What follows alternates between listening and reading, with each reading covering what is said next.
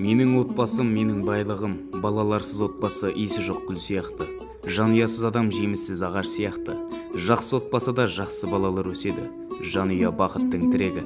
Отбасы мемлекеттің іргетасы. Отбасы адам баласының өсіп өнер, қанат жайып түлеп жатқан алтын ұясы. Адамзат өміріндегі мейірімділік пен адалдық, адамгершілік пен тектілік секілді асыл қасиеттерді бойына жинайтын жандар. Оны ұрпақ санасында қалыптастыратын ардақты ата, әже, әкелер мен аяулы аналар.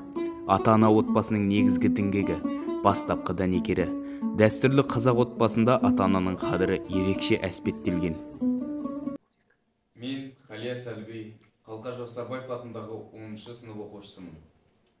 Бүгін отбасы және отбасы құндылықтары туралы тақырыбында ой өрбітсем деп едім.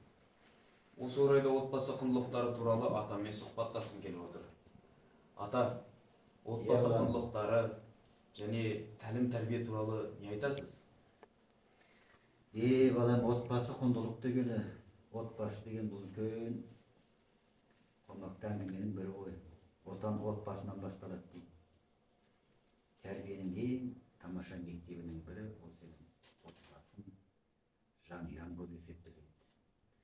Жалпы бала шыр етіп дүниеге келгенде ең бірінші ана мейірімін, ана махаббатын сезінеді.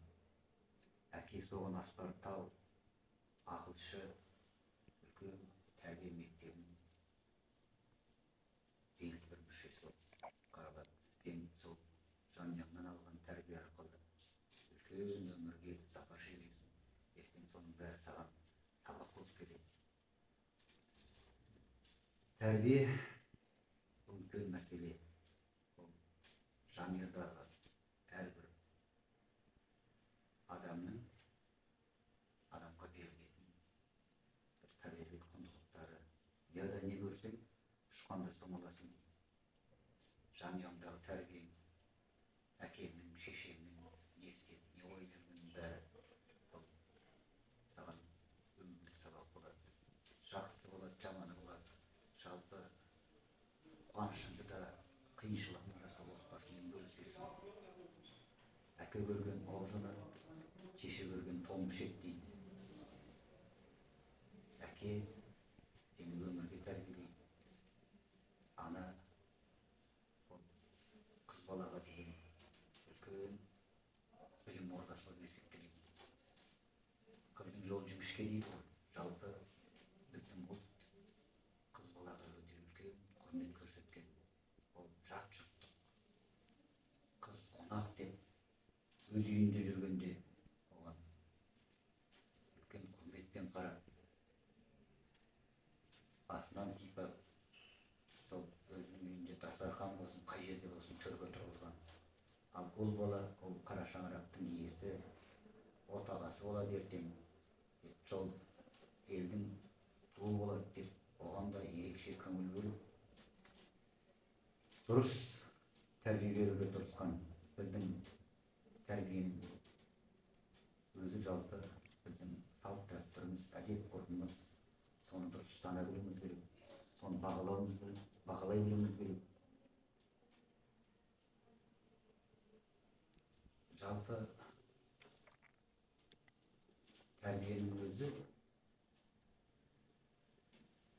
өмірдің өзі сабақ болып келеді ғой. Адам баласын әрбір қадам көре-көре көсем боласың, сөйлей-сөйлей шешен боласың деп жалпы қарап отырсақ, біздің әрбір қазақтың айтылған мақал-мәтелдері, аталы сөздері бұл өмірден алынып, мән мағынасын түсіне білгенге үлкен сабақ, тәрбие болып есептеледі. Жаңа сөзімнің басында айтып кеттім ғой, үлкен мектептің бірі, тәрбие мектебінің бірі, ол сенің жанұяң, отбасың болып есептеледі. Болады шығар? Ата, бізді өстіп өсіп, жеткізгеніңіз үшін және сұхбатыңыз үшін көп-көп рахмет. Менің ата-анам әскери адамдар. Олар өз отан алдында өз борыштарын өтеп жүрген кісілер. Ал атам мен апам болса, мектебіміздің ұлағатты ұстаздары.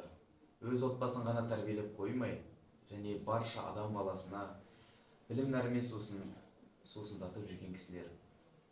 Мен отбасыммен мақтанамын. Мен қазір оқушымын. Бірақ келешекте отбасынан алған тәлім тәрбиені ақтап, Қазақстанның жарқын болашағы үшін кішкентай болса да өз үлесімді қосам деп үміттенемін.